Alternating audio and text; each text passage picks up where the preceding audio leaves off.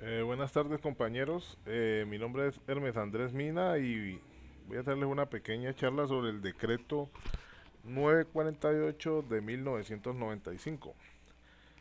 Bueno, entonces les puedo contar que, bueno, primeramente, ¿cuál es el objetivo de este decreto? Este decreto establece el reglamento de la protección y control de la calidad del aire. Trata temas como los permisos de emisión de fuentes fijas, la calidad del combustible para fuentes fijas, el control de emisiones a fuentes móviles, la cantidad de combustible, la calidad de combustibles para fuentes móviles, el control y la regulación sobre el ruido, y además de esto asigna las responsabilidades a diferentes entes gubernamentales para preservar y mejorar la calidad del aire. Otro de sus objetivos es evitar y reducir el deterioro medioambiental. Bueno, les cuento que este decreto consta de 137 artículos. Entonces he decidido dividirlos por capítulos. El primer capítulo nos habla sobre el contenido, objetivo y definiciones. Estos artículos establecen los objetivos contenidos y las definiciones para la posterior interpretación de la ley. ¿Qué quiere decir con esto? Aquí te hablan de o definen qué son fuentes fijas, fuentes móviles, combustibles, contaminación furtiva y de más términos técnicos que se manejan durante todo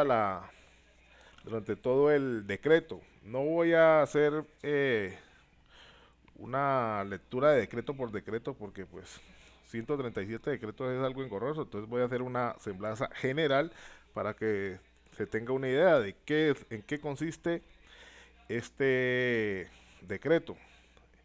En el capítulo 2 tenemos disposiciones generales sobre normas de calidad del aire, niveles de contaminación, y, emisiones contaminantes y de ruido. Entonces, ¿de qué tratan estos artículos? Define los tipos de contaminantes, los tipos de contaminación, como ya conocemos, contaminantes primarios, contaminantes secundarios, da las herramientas a los estamentos de autoridad ambiental para establecer tipos de actividades, eh, eh, contaminantes vigiladas y controladas como quemas de bosque y diferentes situaciones donde presenten emisiones a a la atmósfera. También establece que se deben regular y cómo se deben regular los puntos de descarga de emisiones a la atmósfera, clasifica los tipos de ruido y exige la limitación a estos.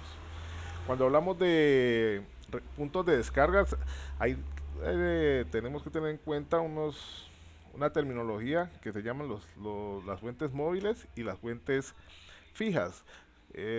Las fuentes móviles, contaminación ambiental, podemos hablar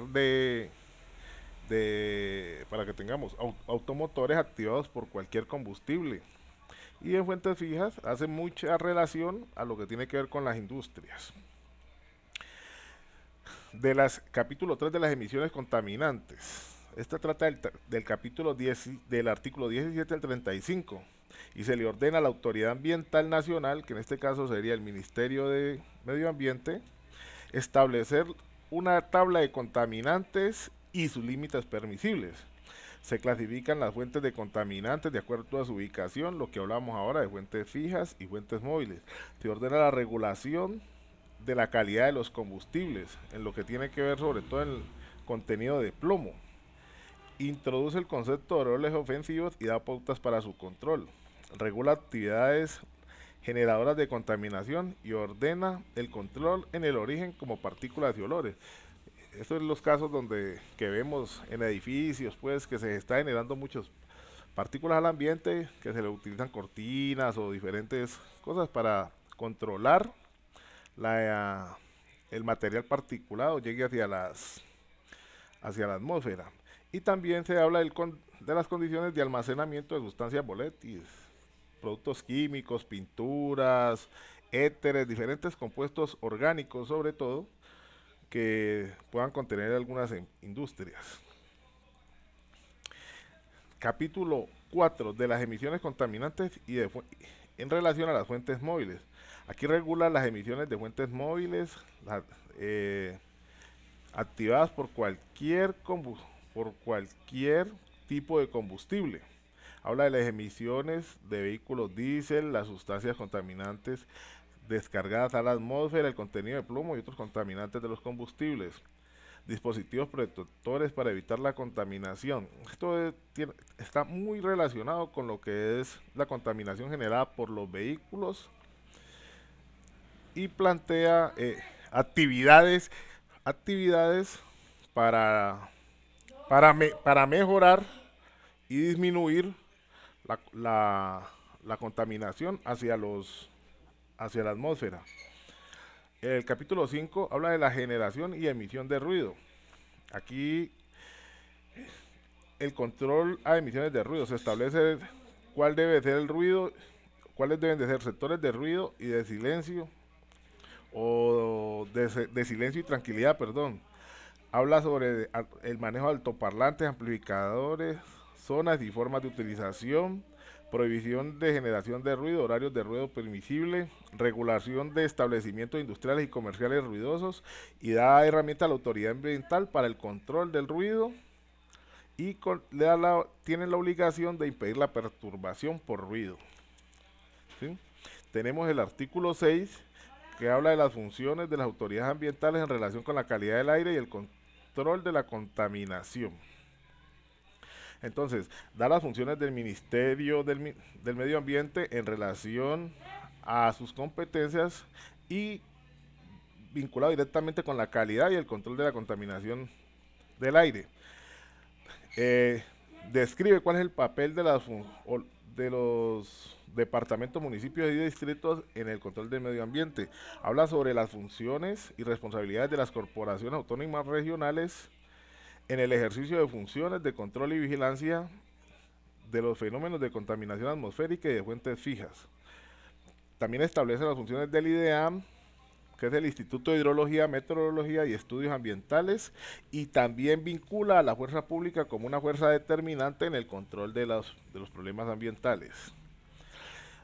El capítulo 7 trata sobre los permisos de emisión para fuentes fijas. Pues cuando se tiene una actividad que está generando contaminación, entonces esto debe estar certificado, controlado y registrado por la autoridad ambiental. Entonces, ¿cómo se hace eso? A través de un permiso de emisión atmosférica. Se regula en qué casos se requiere permiso para la emisión atmosférica. Hay los tipos de permisos, como pueden ser colectivos, los procedimientos para el trámite, los casos de suspensión o de revocatoria. Se también regula o informa qué se necesita y el papel para obtener el permiso y el papel de la autoridad ambiental. Describe la vigencia, el alcance y renovación del permiso de emisión atmosférica, y también habla sobre los permisos de emisión de ruido.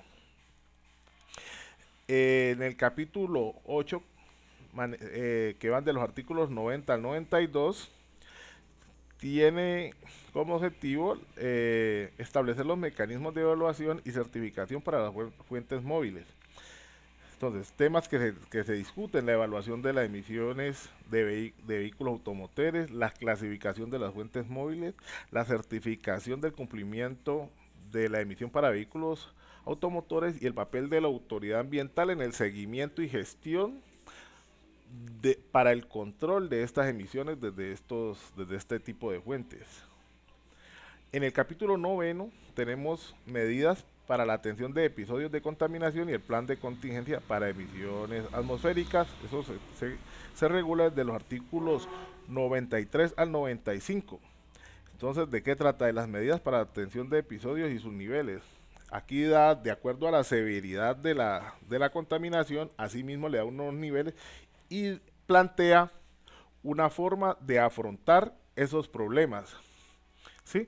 La autoridad ambiental también dirime cuál es la autoridad ambiental competente para tomar de acuerdo a la gravedad del episodio. También define los planes de contingencia por contaminación ambiental, los responsables de establecer los planes dentro de sus áreas de jurisdicción y la obligatoriedad de los planes de contingencia. En el capítulo 10 te habla de la vigilancia y control en el cumplimiento de las normas para fuentes fijas. Estos los trabajamos desde el artículo 96 al 115.